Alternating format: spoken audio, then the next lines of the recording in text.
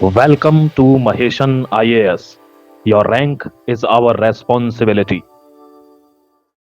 जय हिंद and welcome to Maheshan IAS digital platform once again.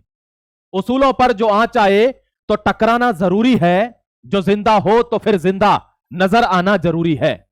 दोस्तों, a leader is the one who turned his vision into the strength और into the execution. असली नेतृत्व तो वही होता है जो अपनी दूरदर्शिता को परिणामों में कन्वर्ट कर दे। बात कर रहा हूं भारत के जाबाज शेर की, एस जयशंकर साहब।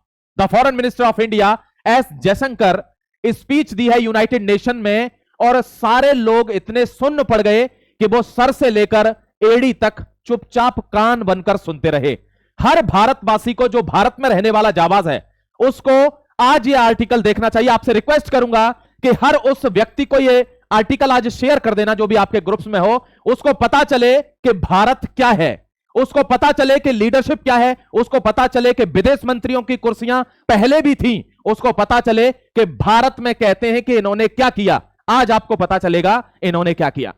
एस जयशंकर ने कल यूनाइटेड नेशंस में जो स्पीच दी है दोस्तों, that is trademark for the United nation. उन्होंने वहीं खड़े होकर उसको उसकी औकात दिखाई है।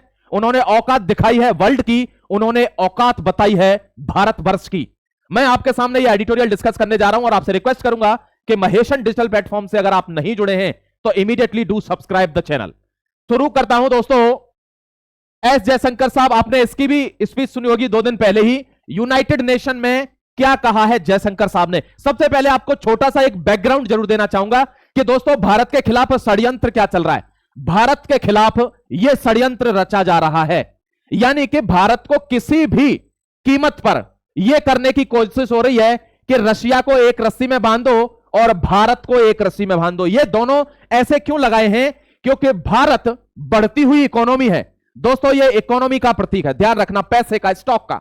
इंडिया इज ग्रोइंग इकोनॉमी, जिसको यह व्यक्ति डेड इकोनॉमी बोलकर प्रताड़ित करना चाहता था। भारत में किससे डर है? डर है नरेंद्र मोदी से, डर है उस लीडरशिप से जो भारत को दिन ब दिन ऊपर लेकर जा रही है। एक ऐसा लीडर भारतवर्ष में आता है जो बिना किसी हा हल्ला के, हु हल्लड़ मचाए, पूरे भारत को एक मुट्ठी में समेट देता है, और यही जलन है दूसरे लोगों के अंदर भी।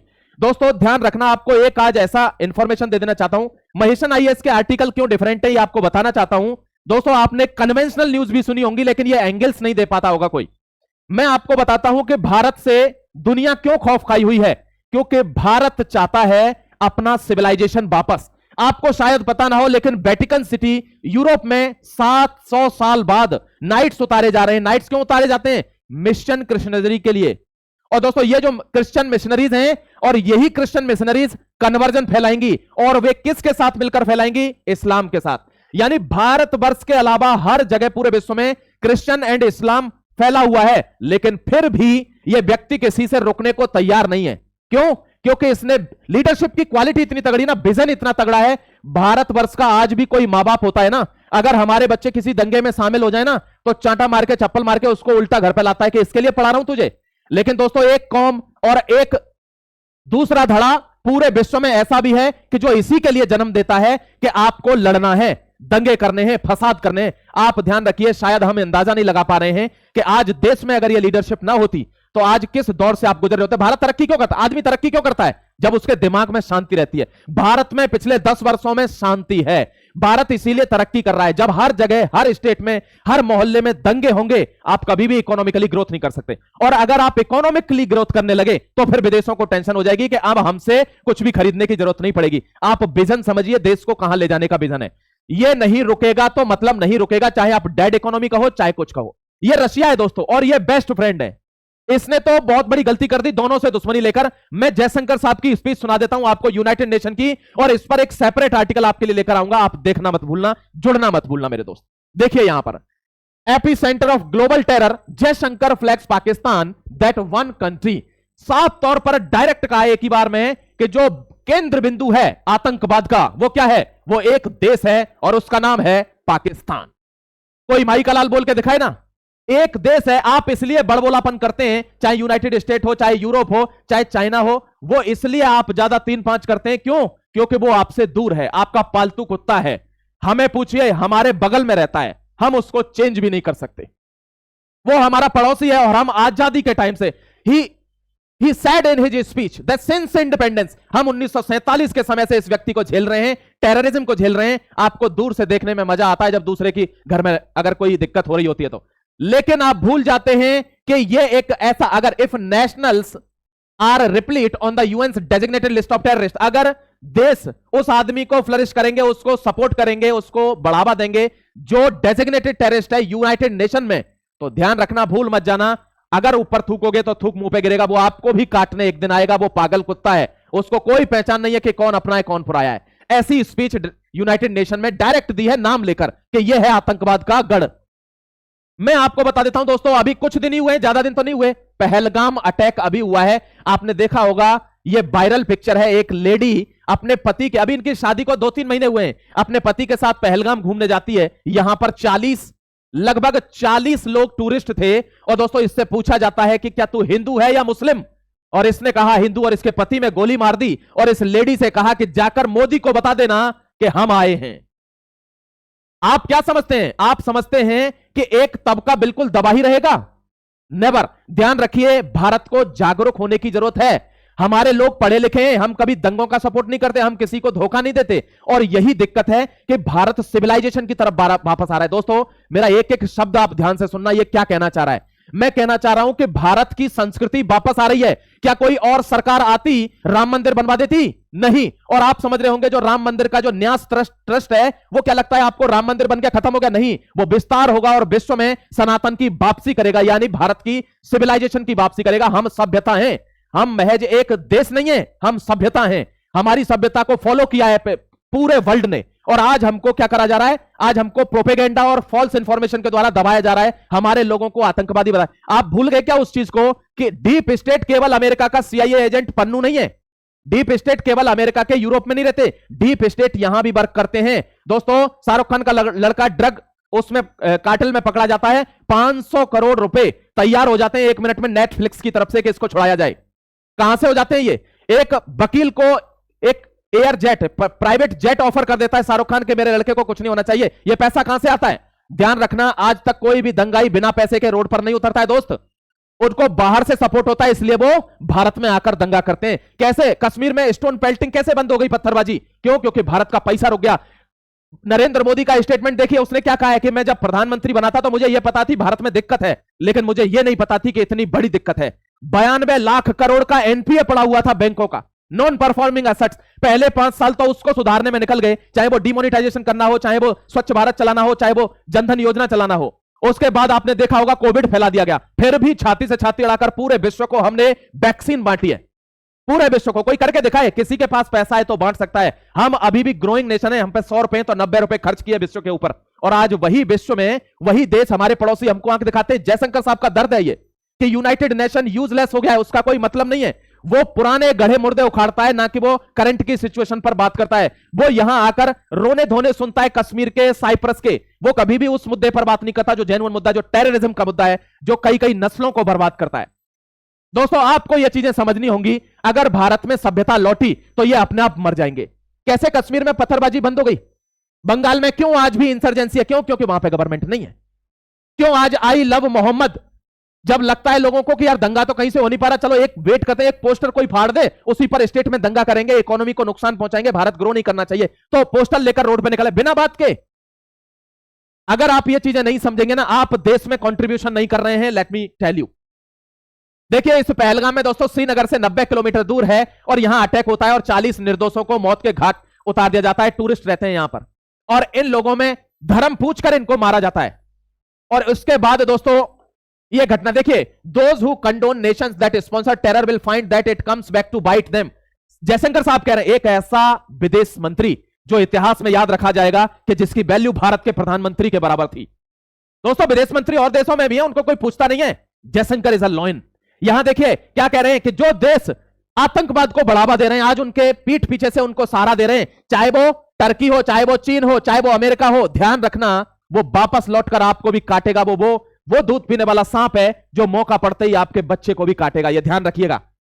नेक्स्ट आ जाइए, आपको देखता हूं दोस्तों, यूएन क्राइसिस क्या बोल रहा है? यूएन क्राइसिस में जयशंकर साहब बोल रहे हैं यूएन अंडर क्राइसिस। कैसे कि Jaishankar asserted that the UN is currently in a state of crisis and gridlocked।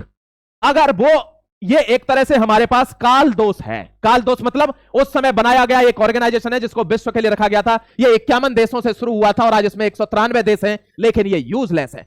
क्यों यूजलेस है? क्योंकि यहां पर आकर आदमी एक दूसरे पर इल्जाम लगा रहा है, रोना रो रहा है। दोस्तों, कोई भी सॉल्यूशन की बात यहां नहीं होती है। और कुछ जगह जहां असल में दिक्कत है वहां यूनाइटेड नेशन का कोई लेना देना नहीं है। क्यों? क्योंकि अमेरिका उनको सपोर्ट ही नहीं करता। जयशंकर साहब ने क्लियर धज्जियां उड़ा के फेंक दी यूनाइटेड नेशन की कि आप यहां बैठे हो। पहला सेंटेंस ही उनका यह था कि हम यहां सिर्फ युद्ध बंद करवाने के लिए नहीं बैठे, हम विश्व में शांति के लिए भी बैठे। हमें पीस कैसे सॉल्यूशन लाना है ये बैठे, कैसे हमारी सभ्यताएं समाप्त ना हो इसलिए बैठे, कैसे अगर ह्यूमैनिटी पे क्राइसिस है उसको कैसे साथ देना इसलिए बैठे। ये जयशंकर साहब की स्पीच है।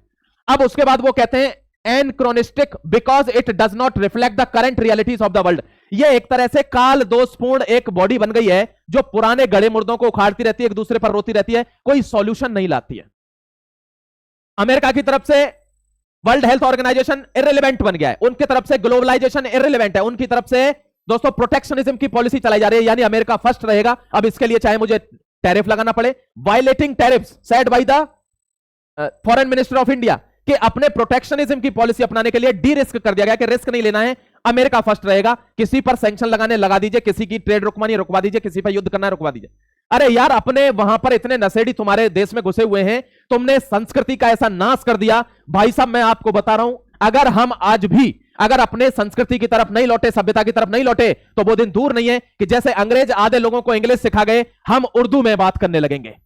यस, हम उर्दू में बात करने लगेंगे, क्योंकि हिंदी बिल्कुल वैनिश्ड हो जाएगी, खत्म हो जाएगी हिंदी। जैसे आपने देखा होगा पूरा साउथ अमेरिका स्पेनिश बोलने लगा है, उनकी अपनी सभ्यता गई। अगर मैं सिर्फ ब्राजील को छोड़ दूं, पुर्तगीज बोलती है, बाकी सारा का सारा साउथ अमेरिका स्पेनिश बोल रहा है। क्रिश्चियन, आपको वेटिकन सिटी में क्यों नाइट्स उतारे गए? ये इसीलिए फॉर द कन्वर्जन। अगेन आइए, और साफ साफ बोल रहा है, आपने देखा होगा हनुमान जी को फॉल्स गॉड कहा है 2 दिन पहले, और बोला है कि America is a Christian nation. इनके यहां पर कैपिटलिज्म चल सकता है, ये क्रिश्चियन नेशन है। हमारे यहां पर थोप दो सोशलिज्म, सेकुलरिज्म। हम बने हैं इस चीज के लिए कि हम सारा सेकुलरिज्म झेल के बैठेंगे, बाकी तुम अपना नेशनलिस्ट भी दिखाओ कि we are a Christian nation. Hindu god की यहां मूर्ति कैसे लग गई? We are a capital country, हम ग्रो भी करेंगे इकोनॉमिकली। भारत कैसे ग्रो कर रहा है? बेवकूफ समझ के रखा है क्या? जयशंकर साहब इज अ ब्यूरोक्रेट। आपको आज पता चलेगी उन मां बाप को भी कि भारत में पढ़ने लिखने की शक्ति क्या होती है। लोग कहते हैं ना, कुछ एक तबका है जो कहता है अरे क्या कर लिया पढ़ लिख कर, क्या कर लिया पढ़ लिख कर। आज पता चल रही है क्या होता है पढ़ लिख कर, यह होता है पढ़ लिख कर। Jaishankar is a bureaucrat. मैं आगे बढ़ रहा हूं दोस्तों, इजराइल गाजा कॉन्फ्लिक्ट। ये इजराइल गाजा में ये वॉर है और इसका देयर इज नो और very little relevance of the United Nations. United Nations का कोई रेलेवेंस नहीं है। क्यों नहीं है पता है आपको? मैं एक आर्टिकल लेके आऊंगा, प्लीज आपसे रिक्वेस्ट है, देखना मत भूलना, क्योंकि आपको ये एनालिसिस की जरूरत है। मैं आपको क्या कह रहा हूं, Netanyahu is a political genius, he is a political genius my dear. Modi is an economic genius. उसको पता है देश को आगे कैसे ले जाना है, नेतन्याहू को पता है देश को बचाना कैसे है। वो पॉलिटिकल जीनियस है, 10 साल से ज्यादा वो प्रधानमंत्री रहा है, बहुत बहुत बड़े तानाशाह और लीडर हिटलर उसने देख लिए। ईरान को चू नहीं करने देता है, अमेरिका चू नहीं कर सकता। आपको पता है कितनी भी सीक्रेट फाइल्स नेतन्याहू के पास नहीं है, किसकी? डोनाल्ड ट्रंप की। अब वो जाकर जो हमास जहां पर बैठा था ना, हमास कतर में बैठा था, कतर में जाकर बॉम्ब ब्लास्ट करता है। और दोस्तों कतर अमेरिका को प्राइवेट जेट गिफ्ट करता है, किसको? ट्रंप को। और फिर कहता है आपने हमारी क्या सिक्योरिटी कर दी, हमको घर में आके मार गया। और चू नहीं कर पाया ट्रंप। क्यों? क्योंकि प्राइवेट सीक्रेट फाइल्स किसके पास है? नेतन्याहू के पास है। एक शब्द नहीं बोल सकता है ट्रंप नेतन्याहू के खिलाफ, कभी जीवन में नहीं, चाहे वो पूरा ईरान उड़ा दे, चाहे वो पूरा गाजा उड़ा दे, और वो उड़ाएगा। He is a madman as far as his country is concern. वो इस मामले में बहुत राष्ट्रभक्त है, वो उड़ाएगा उनको। तो इन पर कोई यूनाइटेड नेशन बात नहीं करता। ये देखिए, चाइना, ताइवान, कोई यूनाइटेड नेशन बात नहीं करता। यूनाइटेड नेशन किस पे बात कर रहा है, किस पे बात सुन रहा है? पाकिस्तान आया है, ग्लोरीफाई कर रहा है टेररिज्म को कि हम आतंकवादी हैं, हमने भारत के 7 जेट गिरा दिए। और अमेरिका कहता है यस, हां इन्होंने गिराए हैं, मैं सबूत दे रहा हूं। दोस्तों मोदी से चिढ़ने का एक ही रीजन है कि सब yes yes yes yes yes करते हैं। और मोदी ने पार्लियामेंट में, मोदी छोटा लीडर नहीं है, वो चाहता तो ट्रंप को अकेले में फोन कॉल पर भी बोल सकता था कि आप ऐसा कोई स्टेटमेंट मत देना कि मैंने मीडिएशन कराया है, क्योंकि ऐसा मुमकिन नहीं है हमारी तरफ से। लेकिन उसने उसको बोलने दिया कि तू बोल, और फिर उसको पूरे विश्व पटल पर उसकी बेइज्जती करी है, यानी पब्लिकली अपनी पार्लियामेंट में बोला है कि हमने तो उनके फोन तक नहीं उठाए। ये चिढ़ है मोदी से, तब लगे हैं टैरिफ। आपको हर चीज के पीछे का रीजन जानना होगा मेरे दोस्त, और तब आपको पता चलेगा कि भारत किस दौर से गुजर रहा है और वो क्या क्या झेल रहे हैं। ठीक है, आगे बढ़ जाता हूं जयशंकर साहब की स्पीच पर, the global south and India role. देख लीजिए आप, मैं तो कुछ दिखा नहीं रहा अलग से, ये सारी चीजें क्या है, ये देखिए, ये इंडिया कह रहा है ये हैं हम ये हैं, हम तुम्हारी तरह नहीं है। कोई दिक्कत अगर आती है तो पूरे विश्व को हम कोविड वैक्सीन देते हैं, कोई दिक्कत आती है हम असिस्टेंट देते हैं तालिबान को भी। हमारे से तालिबान क्यों गलत नहीं करता है? क्यों एक ही देश को हमसे दिक्कत है यहां जिसका नक्शा कुत्ते जैसा है? क्यों? क्योंकि पर्सनल टसल है, पर्सनल टसल है। किसके साथ मिलकर? इसके साथ मिलकर। यहां है अमेरिका। दोस्तों पाकिस्तान खुलेआम बोलता है America is our ATM, our dad. तो डैडी है तो डैडी के लिए तो पिटना पड़ेगा ना, तो यहां इसको दिक्कत है। बाकी पूरे अफ्रीका की बात करते हैं, जयशंकर साहब कहते हैं अफ्रीका में कितनी क्राइसिस है, कितनी दिक्कतें हैं, वहां कोई भी ह्यूमैनिटी को बचाने की बात नहीं करता। केवल पैलेस्टीन में ह्यूमैनिटी बच रही है, केवल गाजा में ह्यूमैनिटी बच रही है। यह प्रोपेगेंडा नहीं चलेगा, यह फॉल्स इंफॉर्मेशन नहीं चलेगी, क्योंकि विश्व में केवल इस्लाम नहीं रहता। यह आपको देखना पड़ेगा। यहां वो कह रहे हैं हम साउथ अमेरिका से, आप हमें वेनेजुएला से तेल लेने दीजिए, नहीं, क्योंकि ये तो और खतरा हो जाएगा अमेरिका के लिए। मतलब अपने लिए खतरा नहीं चाहिए, दूसरे को आप डेड इकोनॉमी बोल दो। Who the hell have you gone nuts with us? Who the hell are you saying that India is a dead economy? अगर डेड इकोनॉमी होती तो तेरे पैर नहीं कांप रहे होते मेरे दोस्त।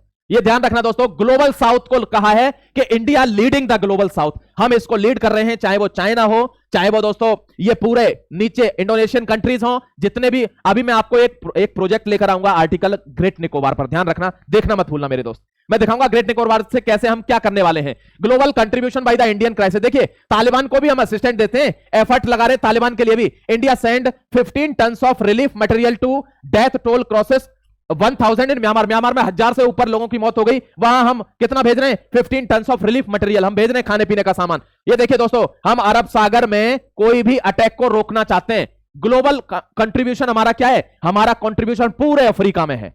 एक भी कंट्री ऐसा नहीं बच रहा है जहां पर भारत देश घूमने नहीं जा रहा है। ये कौन कह रहा है? जयशंकर साहब कह रहे हैं कि हमारी तरह काम करो यार। क्या कर रहे हो आप? आपको अगर सच में ह्यूमैनिटी की परवाह है तो ऐसे काम करो, असिस्टेंट दो लोगों को, आगे बढ़ो और उनको बढ़ाओ। ये नहीं है कि टांग खींचने में लगे हुए हैं। यहां देखिए दोस्तों, he addressed rising economic protectionism and instability. He supported the idea of de-risking. ये कह रहा है इसके लिए, ये क्या करना चाह रहा है? ये कह रहा है de-risking का आइडिया सपोर्ट कर रहा है, यानी कोई भी कंट्री रिस्क ना ले। जैसे मैंने ईरान से सैंक्शन लगा दिए, रशिया से सैंक्शन लगा दिए, वेनेजुएला से सैंक्शन लगा दिए। Don't buy oil from these countries. Why? वो हमको 10 रुपए में तेल दे रहा है, हमको 100 लीटर तेल की जरूरत है, भाई लेंगे। प्रोटेक्शनिज्म नहीं। अब इस बात पर तुम चाहते हो केवल तुमसे तेल लें, और तुमसे नहीं लिया तो तुम हम अदर चीजों पे हम पे 50% और 100% टैरिफ लगा दोगे। देखो आप इसकी स्थिति तो देखो, पहले तैयार किया 50% टैरिफ चिढ़ के, फिर उसके बाद फार्मास्यूटिकल्स पे 100% टैरिफ, फिर पाकिस्तान को खड़ा करता है। पाकिस्तान से दाल नहीं गली तो सऊदी अरबिया में जाता है, वहां से दाल नहीं गली तो नेपाल को भड़काता है, नेपाल से दाल नहीं गली तो बांग्लादेश को जाकर बैठ गया। मतलब हर तरफ से भारत से ऐसा चिढ़ा बैठा है कि क्या करूं कि इसको रोकूं। यह सभ्यता बनती जा रही है। क्यों? और सबसे बड़ा रीजन जानते हो? क्योंकि फिर मथुरा में एक और कॉरिडोर का निर्माण होने जा रहा है, श्री कृष्ण कॉरिडोर, बांके बिहारी कॉरिडोर पास हो चुका है। आपको पता है कोई भी और सरकार आती बनवा देती इनको? नहीं, वे जानते हैं ये अपने सिविलाइजेशन को रिस्टोर कर रहे हैं, अपनी सभ्यता को दोबारा ला रहे हैं। ये भारत विश्व पर राज करेगा अगर इनकी सभ्यता वापस आ गई, क्योंकि इनकी सभ्यता बहुत सभ्य है।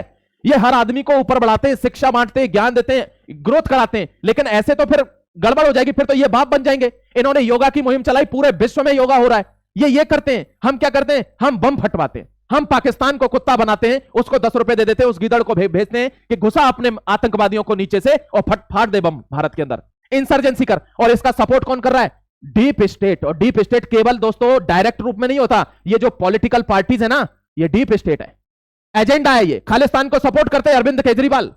आपको समझनी होंगी ये चीजें, आप नहीं समझेंगे तो फिर कंट्री गड़बड़ा जाएगा। ठीक है, zero tolerance for the terrorism and no mediation on Kashmir. Direct कह दिया है कि आतंकवाद के लिए कोई सहिष्णुता नहीं है, ठोके जाओगे। कोई भी व्यक्ति चाहे भारत में हो, भारत की सीमा पर हो, पाकिस्तान में हो या कहीं भी हो, बांग्लादेश नेपाल में क्यों ना हो, अगर आप शहबाज शरीफ और आसिम मुनीर हैं तो आपको मुंह में गोली रखकर ठोका जाएगा। यह भारत का स्टांस है, अब जीरो टॉलरेंस। और दोस्तों उत्तर प्रदेश में आपने देख लिया होगा, अभी बरेली में यही क्या हो जाता, इसी बात पर क्या हो जाता, लगभग 5, 10, 20 लोग मारे जाते, पूरे इलाके में अफरा तफरी मच जाती, सारी दुकानें बंद हो जाती, इकोनॉमी रुक जाती और फिर उत्तर प्रदेश वापस चला जाता। लेकिन वो भूल गया वहां किसकी सरकार है, वो भूल गया। अब ऐसी तैसी हो रही है। तो अब बाबूजी कुछ चीजें ऐसी होती हैं जो शांति की होती ही नहीं है, ध्यान रखना, आपको उनके लिए आवाज उठानी पड़ती है। ये दोस्तों पीओके है, इसको भारत लेने वाला है, ध्यान रखना। उन्होंने साफ कह दिया ये इंडिया का पार्ट है और एक्सीडेंटली इन्होंने धोखे से इसको सेसेड किया है। हम इस पर बात करेंगे, लेकिन अभी बात नहीं करेंगे, अभी पीओके पर बात करेंगे। उन्होंने साफ कहा है कश्मीर पर कोई मीडिएशन नहीं होगा। यानी ये जाकर वहां रोना रोता है ना बार बार, और ये पिल्ले का बच्चा, ये दोस्तों क्या कहना चाह रहा है, ये इसको सपोर्ट कर रहा है। हाँ तो भाईजान मैं खड़ा हूं, तेरी खैर नहीं, खाल उधर जाएगी तेरी, समझा रहा हूं, खाल उधर जाएगी। तू अपने आप को संभाल, साइप्रस है तेरी बगल में। अभी डोवाल को एक बार साइप्रस जाने की देरी है बस, फिर तू हाथ जोड़ेगा कि ये क्या हो गया। इंडिया की डिप्लोमेसी को अभी समझ नहीं पा रहे ये लोग। दोस्तों ये वहां जाकर रोता है कि कश्मीर कश्मीर कश्मीर, और ये इसका अब्बा है, ये कहता है मैंने सीज फायर कराया, और इन दोनों की थू थू बेइज्जती हो गई। आपने रात को कल स्टेटमेंट देखा होगा ख्वाजा का। Khawaja is a foreign minister of Pakistan. क्या कह रहा है वो? उससे पूछा गया कि आसिम मुनीर और आप विदेश मंत्री हैं, आसिम मुनीर आर्मी चीफ है, अगर तुम दोनों में कोई डिसीजन लेना हो तो कौन बाप है? तो डायरेक्ट बोला कि ही इज माई बॉस। यहां से पता चलती है कि पाकिस्तान में पॉलिटिक्स नहीं है, पाकिस्तान में आर्मी रूल है। ये केवल पॉलिटिक्स का एक नकाब बनाकर जनता को लूटते हैं, नथिंग एल्स। ठीक है, हमारी जीरो टॉलरेंस पॉलिसी है, चाहे वो अमेरिका ही क्यों ना हो, अगर बीच में आएगा तो कोई रेलेवेंस नहीं है, नो रेलेवेंस। ठीक है, इतनी बात समझ में आ गई। So this was the article I have discuss with you my dear. अगर आप महेशन आईएएस से नहीं जुड़े, इमीडिएटली जुड़ जाना, आपसे रिक्वेस्ट है। आपके लिए नया आर्टिकल लेकर आऊंगा। अजय डोवाल को धमकी दी है सीआईए के एजेंट पन्नू ने। Pannu is a Khalistani supporter, और उसने धमकी दी है। फिर उस पर क्या एक्शन हुआ है, भारत में बैठे नेशनल सिक्योरिटी एडवाइजर को धमकी देने का, उसको वहीं क्या परिणाम मिल गया है, ये मैं आपको बताऊंगा मैं अगले आर्टिकल में, कैसे बांग्लादेश के यूनुस खान के प्रति दोस्तों लोगों में रोष है, और यूनाइटेड नेशन के बाहर उस पर प्रोटेस्ट हुआ है, और उसको कहा है गो बैक टू पाकिस्तान, तू पाकिस्तानी है, वापस जा पाकिस्तान। आपको लेकर आऊंगा अगला आर्टिकल। आप देखते रहिए महेशन आईएएस। फिर मिलता हूं एक और नए आर्टिकल में, तब तक के लिए जागरूक रहिए, सजग रहिए, अपना ख्याल रखिए, खुश रहिए। जय हिंद, वंदे मातरम।